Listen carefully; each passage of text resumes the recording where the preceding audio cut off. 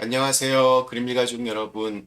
오늘 목요일 아침 이렇게 매일 한 말씀으로 또 오늘 하루를 시작하는 모든 분들을 주님의 이름으로 사랑하고 또한 축복합니다. 오늘 말씀 묵상하면서 이런 생각이 들었습니다. 우리가 하나님을 정말 소중하게 생각하는 만큼 하나님도 저와 여러분을 소중하게 생각하십니다. 왜냐하면 하나님 나라를 위하여 필요한 존재들이기 때문입니다. 오늘 하루도 그러한 마음가짐으로 하나님에게 꼭 필요한 한 사람으로 살아가실 수 있기를 간절히 기원합니다. 오늘은 저희가 에베소서 4장 우리 7절에서 12절 말씀으로 함께 이 아침 시작하도록 하겠습니다. 에베소서 4장 7절에서 12절 말씀. 우리 각 사람에게 그리스도의 선물의 분량대로 은혜를 주셨나니 그러므로 이르기를 그가 위로 올라가실 때 사로잡혔던 자들을 사로잡으시고 사람들에게 선물을 주셨다 하였도다. 올라가셨다 하였은즉 땅 아래 낮은 곳으로 내리셨던 것이 아니면 무엇이냐. 내리셨던 그가 곧 모든 하늘 위에 오르신 자니 이는 만물을 충만하게 하려 하심이라. 그가 어떤 사람은 사도로, 어떤 사람은 선지자로, 어떤 사람은 복음 전하는 자로, 어떤 사람은 목사와 교사로 삼으셨으니 이는 성도를 온전하게 하여 봉사의 일을 하게 하며 그리스도의 몸을 세우려 하심이라. 아멘. 하나님은 우리 각 사람에게 저마다의 독특한, 특징적인 성격을 주셨습니다. 예를 들면 어떤 사람은 굉장히 성격이 급하고 또 어떤 사람은 굉장히 느긋합니다. 어떤 사람은 이렇게 다혈질이고 어떤 사람은 굉장히 신중합니다. 이런 것을 가지고 서로 나쁘다, 틀렸다, 잘못되었다 이렇게 말할 수 없습니다. 자기의 성격을 선하게 쓰면 좋은 것이고 나쁘게 쓰면 나쁘게 되는 겁니다. 바울은 에베소서 4장을 시작하면서 교회의 하나됨을 강조했습니다. 우리가 한 몸, 한 성령, 한 소망, 한 주님, 한 믿음, 한 세례, 한 하나님을 믿고 있는 사람들이기 때문에 하나가 되어야 한다라고 그렇게 강조했습니다. 그렇다면 그리스도의 몸인 교회가 이처럼 하나가 되어서 주님을 섬긴다는 것이 과연 무엇인지를 살펴볼 필요가 있습니다. 오늘 7절 말씀이 이렇게 시작합니다. 우리 각 사람에게 그리스도의 선물의 분량대로 은혜를 주셨나니.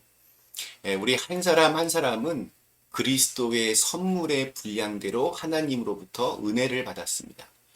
그러니까 예수 그리스도는 우리 각 사람에게 알맞은 은혜를 주셨는데 그것이 이렇게 눈으로 드러나 보이는 것이 바로 은사입니다. 하나님의 특별한 선물입니다. 지금 약 한 70억 이상의 사람들이 살고 있지만 똑같은 사람은 하나도 없습니다. 지금까지 살았던 인류의 수가 약 한 600억 명 정도 된다고 하는데 놀랍게도 똑같은 사람은 한 명도 없습니다.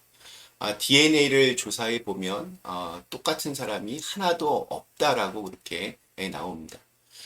기계는 보면 똑같이 이렇게 만들어지는데 인간은 똑같은 사람이 하나도 없습니다. 왜냐하면 하나님이 그렇게 창조하셨기 때문입니다. 그런데 하나님은 사람을 다 이렇게 다르게 만드셨을 뿐만이 아니라 은사도 다르게 주십니다. 그렇기 때문에 서로 받은 은사를 이렇게 뭐 비교할 필요도 없습니다. 다 이렇게 모습도 다르고 은사도 다릅니다. 하나님은 우리 각자를 이렇게 독특하게 아주 특징 있게 만드셨습니다. 하지만 분명한 것은 그리스도인이라면 즉 예수님을 내 구주와 주인으로 고백하고 하나님의 아들로 인정하고 믿고 영접한 사람이라면 한 사람도 예외 없이 성령의 은사를 주셨다는 것입니다. 그런데 당신의 은사가 무엇입니까? 라고 이렇게 물어보면 이렇게 답을 이렇게 주저하는 분들이 계십니다. 예수님을 믿는 사람은 은사가 없을 수가 없습니다. 다만 모르는 것뿐입니다. 그런데 나는 은사가 없습니다. 나는 잘 모르겠습니다. 라고 한다면 사실 이것은 나는 예수님을 믿지 않습니다. 라는 말과 아마 비슷할 것입니다. 그래서 나는 그런 은사가 없습니다라고 하지 말고 하나님께서 내게 주신 은사가 무엇인지를 발견하고 찾아내기 위해서 좀 애를 쓸 필요가 있습니다. 그리고 그 은사를 찾으면 그 은사를 왜 나에게 주셨는지를 생각하면서 그 은사를 통해 내 이웃과 또 교회의 덕을 세우는데 이렇게 사용해야 합니다. 은사가 여러 가지가 있는데 고린도전서 12장과 로마서 12장에 여러 은사들의 종류들이 나옵니다. 오늘 말씀에서는 몇 가지만 기록이 되어 있습니다. 우리 11절 말씀, 그가 어떤 사람은 사도로, 어떤 사람은 선지자로, 어떤 사람은 복음 전하는 자로, 어떤 사람은 목사와 교사로 삼으셨으니. 여기 네 가지가 나오는데 첫째는 사도입니다. 사도라고 하는 말은 원래 이렇게 보냄을 받은 자라는 뜻입니다. 부활하신 예수님을 직접 목격한 부활의 증인이며 또 초대교회의 리더들을 이렇게 의미합니다. 베드로, 요한, 바울과 같은 사람들이 사도입니다. 이들은 한 군데에 머물러서 목회를 하는 사람들이 아니라 복음이 전해지지 않는 곳에 가서 교회를 세우고 또 다른 곳으로 이렇게 떠나는 사람들입니다. 사도들은 한 군데에 머물지 않고 이렇게 옮겨 다니면서 복음을 전했습니다. 그런 의미에서 볼 때 현재 우리 선교사님들이 사도의 사명을 맡았다 이렇게 생각할 수 있습니다. 두 번째로 선지자는 예언자라고도 하는데 예언자라고 하면 미래의 일들을 점치듯이 예언하는 사람을 말하는 것이 아니라 이런 점쟁이가 아니라 하나님의 대변인, 하나님의 스피커라고 그렇게 말할 수 있습니다. 하나님께서 하고 싶은 말씀이 있으실 때 누군가를 부르십니다. 너는 가서 이 말을 전해라. 그러면 그 사람이 그것을 가지고 가서 전할 때 그 사람은 선지자가 됩니다. 세 번째로 주님께서는 또한 교회에 복음 전하는 자를 주셨습니다. 우리 영어로는 에반젤리스트라고 하는데 안 믿는 사람들에게 가서 복음을 전하고 또 그 사람들이 예수님을 믿을 수 있도록 돕는 특별한 은사를 가진 사람들입니다. 이렇게 말하면 혹시 나는 그런 은사를 안 받았으니까 전도하지 않아도 되겠구나 이렇게 할지 모르겠지만 복음을 전하는 이것은 우리 모두에게 해당하는 명령입니다. 그런데 이렇게 보면 특별히 전도의 은사를 받은 분들이 있습니다. 우리 몇 년 전 세상을 떠난 빌리 그레암 목사님 같은 분이 복음을 전하는 자라고 이렇게 할 수 있습니다. 그분의 설교는 아주 단순하고 쉽습니다. 당연하고 기본적인 진리를 말씀하기 때문에 좀 교회 좀 다녔다 하는 분들에게는 너무 좀 단순하고 쉽고 지루하게 들릴 수도 있습니다. 그런데 놀랍게도 이런 단순한 설교를 마친 후에 예수님을 구주로 영접하실 분들은 앞으로 나오십시오 라고 이렇게 초청을 하면 구름대 같이 많은 사람들이 걸어 나와서 이렇게 결신을 합니다. 정말 하나님께서 주신 특별한 은사인 겁니다. 그리고 마지막으로 목사와 교사가 있습니다. 하나님께서는 교회에서 말씀으로 양떼를 먹일 수 있는 목사와 교사를 주셨습니다. 이러한 은사들은 곧 초대교회의 직분을 말하기도 합니다. 우리 1세기 당시 교회가 처음 생겼을 때의 직분입니다. 지금하고는 조금 좀 어감이 다릅니다. 이 사람들은 한마디로 말씀 사역자, 즉 목회자를 말합니다. 그런데 왜 이러한 은사를 가진 사람들이 필요합니까? 왜 이런 말씀 사역자를 주셨습니까? 12절 말씀입니다.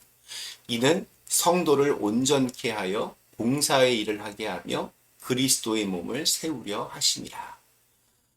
교회는 그리스도의 몸을 세워가는 공동체입니다. 자, 그런데 우리가 생각해 보면 한 교회가 그것을 다 감당할 수 없습니다. 또 한 교단이 그것을 다 책임질 수도 없습니다. 저는 너무 많은 교단들이 갈라져서 서로 정죄하고 싸우는 것에는 반대하지만 서로 중요하게 여기는 부분들이 다르기 때문에 교단들이 나뉘어져서 자신들이 잘하고 또 중요하게 여기는 것들을 잘 감당하면 그만큼 넓은 의미에서의 교회는 더욱더 커지고 풍성해질 수 있다라고 그렇게 생각합니다. 우리 교회 안에서도 마찬가지입니다. 저마다 다른 생각과 다른 신앙 고백을 가지고 있는 성도들이 서로를 온전케 하면서 봉사하면서 그리스도의 몸을 세워갈 때 그곳이 정말 주님께서 원하시는 아름다운 신앙 공동체가 될 수 있을 것입니다.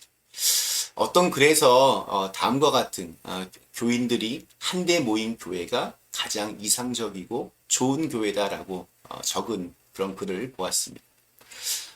우리 순복음교회 교인들처럼 뜨겁게 기도하고 아멘 소리도 크고 열정적인 교인, 장로교회 교인들처럼 교리와 교단을 존중하는 교인, 감리교회 교인들처럼 사회봉사에 열심히 참여하고 또 다른 교파도 잘 용납하는 마음이 넓은 교인, 성결교회 교인들처럼 중생을 강조하고 복음적인 교인, 침례교회 교인들처럼 자기 교회를 사랑하는 교인, 그리고 좀 문제는 있지만 여호와의 증인들처럼 전도에 열심인 교인들이 모인 교회. 나는 그런 교회가 좋다. 저도 우리 교회가 그런 교회가 되었으면 좋겠습니다. 다양한 분들이 다양한 신앙적 고백을 가지고 다양한 신앙적인 그러한 모습을 통해서 우리 교회가 더 풍성해졌으면 좋겠습니다. 오늘 우리에게 주신 하루 그리스도의 몸을 세워가는 아름다운 공동체가 저와 여러분의 충성스러운 봉사와 헌신과 섬김을 통해서 우리 삶의 자리에서 세워질 수 있게 되기를 기원합니다. 잠시 함께 기도하겠습니다. 좋으신 하나님, 우리 모두를 다 다르게 창조하셨습니다. 다 다른 곳에 필요하기 때문입니다. 이렇게 서로 다른 부분들을 인정하고 그 다름이 우리를 더 크고 또 풍성하게 빚어갈 수 있도록 인도하여 주시옵소서. 그래서 우리 한 사람 한 사람이 우리 그리스도의 몸인 교회를 아름답게 잘 세워갈 수 있도록 축복하여 주시옵소서. 예수님의 이름으로 간절히 기도드리옵나이다. 아멘.